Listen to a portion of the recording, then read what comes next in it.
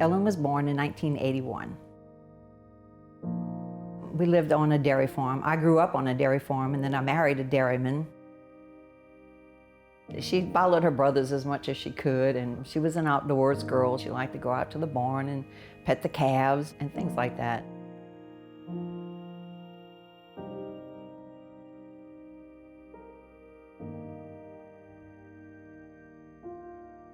My husband and I married in 1951. We had 4 sons, 3 older sons, and of course John was our 4th son. He's a very affectionate child. He loves people.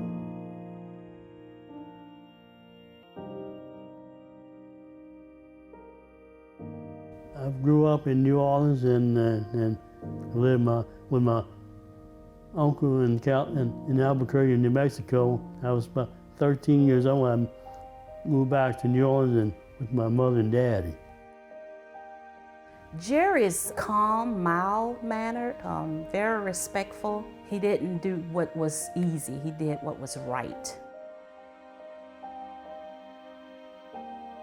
I had a normal pregnancy, and I had had the 3 boys, and they were perfect.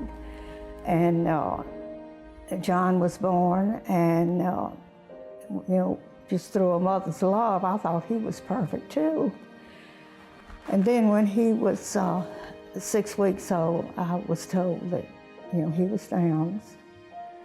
And of course, at that time, I felt like I was really the only person in the world with this special baby.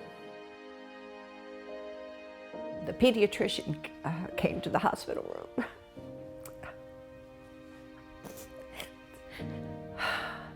I didn't even know what Down syndrome was. And then he mentioned the word mongoloid, and I think I had seen that in a magazine or a book or something.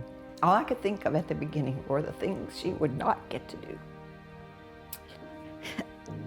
That was hard.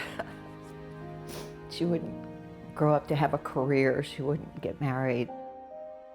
But just like anybody else who has a husband and other children to take care of, you just keep putting one foot in front of the other, and you do.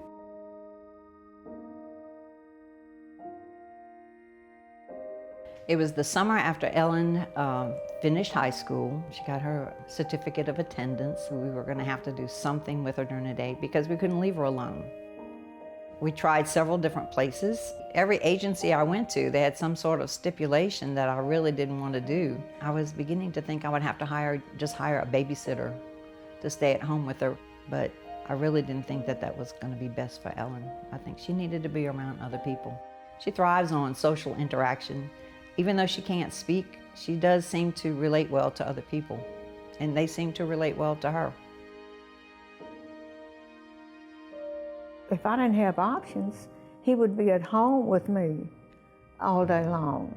All of the workers were so loving, and they cared for him. I know that with options, he's going to be taken care of. It's just the way that it should be.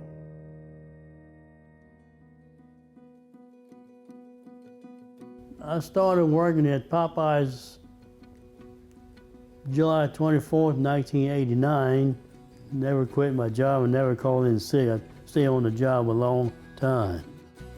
It has been so wonderful working with Jerry. He really opened eyes at Popeyes.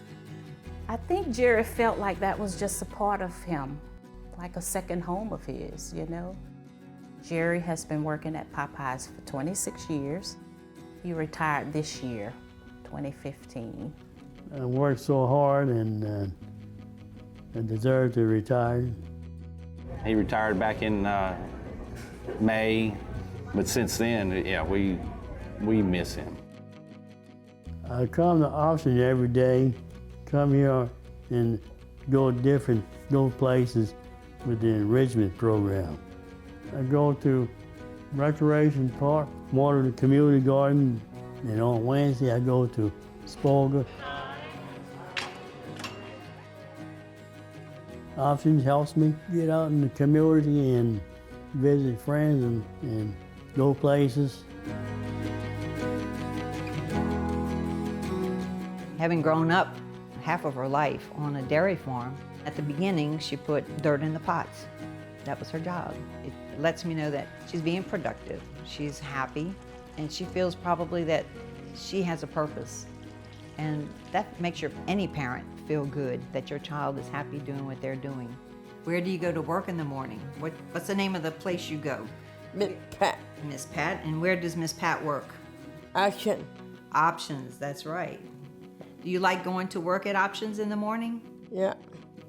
What do you do when you see Miss Pat? What kind of work do you do? Miss Pat. Dirt. Dirt, and where do you put the dirt?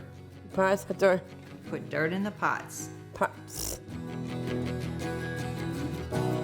John is on an ironing crew. He irons 5 days a week. This is just almost unbelievable. And of course now they have the weaving studio. You know, he works the loom. It's just amazing to watch him work his feet and his hands at the same time. He can work the pedals and move the shuttle back and forth. Well, he has his own income and he gets a check.